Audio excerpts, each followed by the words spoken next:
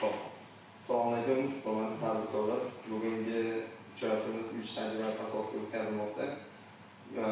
Bu uchrashuvimizning asosiy ko'zlangan maqsad tadbirkorlik subyektlarini muammolari bilan o'rganib, muammolar bilan ishlab, ularni hal etgan holda qo'shimcha ish o'rinlari yaratish va yangi loyihalarni hayotga tarbiya etishga iborat. Xo'p, bugungi uchrashuvimizda yana bitta masala bu tadbirkorlar uchun yengillik, ya'ni elektr energiyasi tejagan holda mablag'ni ekonom qilish ta'rif qilmoqchimiz. Ya'ni ekopanellar bo'yicha tadbirkorlik subyektlari hozirgi kunda ekopanellar o'rnatsa ancha-muncha mablag'dan uzun cho'ntagga foyda bo'lgan mablag'dan tejayapti. Bugungi uchrashuvimizda kimda qanday masala, muammo, savol bo'ladigan bo'lsa, marhamat, qo'ldan kelgancha javob berishga harakat qilamiz. Xo'p, sizdan bir savolim bor edi. Hozir kampxona bor, men o'shani aytaman. Hozir o'shanga ekopanel boyagi anaqa o'rnatmoqchiman. Hozir svetda juda ancha-muncha qiynalyapman boyagi o'sha elektr anaqadan o'rnatmoqchiman. Shunga nima maslahat berasiz? Qayerdan nima yo'l-yo'riqlar? Qarang, ekopanellar bo'yicha bizda kerakli kredit mahsuloti bor. Ya'ni ekopanel qayta tiklovchi energiya manbalarini hosil qiluvchi qurilmalar xarid qilish uchun kredit mahsuloti ajratishimiz mumkin. Bu kredit mahsulotining foizi juda ham past, ya'ni 20.5%, 20.5 desam bo'ladi. 36 oygacha kredit ajratamiz. Shartnoma asosida, ya'ni birorta ekopanel o'rnatuvchi firma bilan shartnoma tuzib kelasiz. Biz o'sha firmaning hisobotlarini o'sha yerga o'tkazib beramiz. U firma sizga xizmat ko'rsatib, hamma ehtiyot qismlari bilan qo'shib o'rnatib beradi. Qurilish shartlarida kredit mahsulotimiz bor, qurilish shartlarida chiqarib beramiz, imkon boricha tezlashtirib. Menga ham savol bor edi, shu yaqinda lavashxona ochmoqchi edim, shunga nima maslahat berasiz? Quyosh paneli.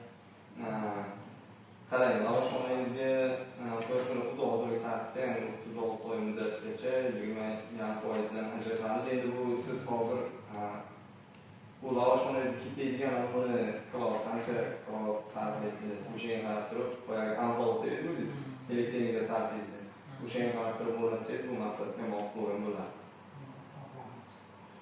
Yana kimga savol? Chorvachilikka olmoqchimiz.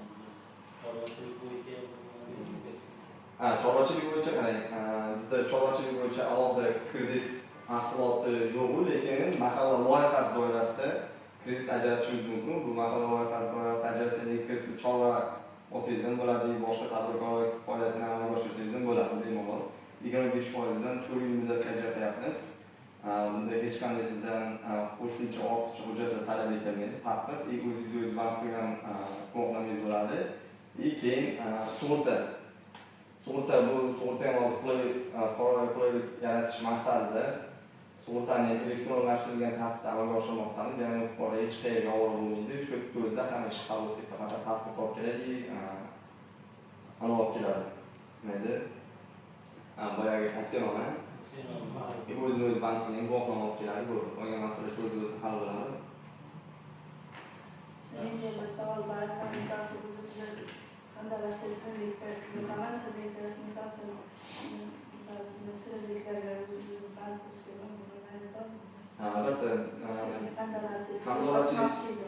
qandolatchilikni boshlashda asosiy kichikroq qismlardan boshlasangiz maqsadga muvofiq. Chunki bozorga kirib borib, bozorda past-balandlik bilan o'qiganingizcha kichikroq foiz olishni, bu biznes maqsadi degan kredit produktimiz bor. 12 million so'mgacha bilan tez fursatlarda ajratiladi. Bu hamma produktimizda qulaylik tarafi pul o'tkazish yo'li emas, ya'ni sizlarga plastik tashlab beriladi. Bu fuqarolar uchun juda ham qulay, o'zini xohlagan joyidan borib xohlagan mahsulot sotib olish uchun va erkin savdo sharoitini yaratadi. Ya'ni bitta ta'minotchiga bog'lanib qolmaydi, xohlagan ta'minotchisi xohlagan joyiga borsa olish mumkin.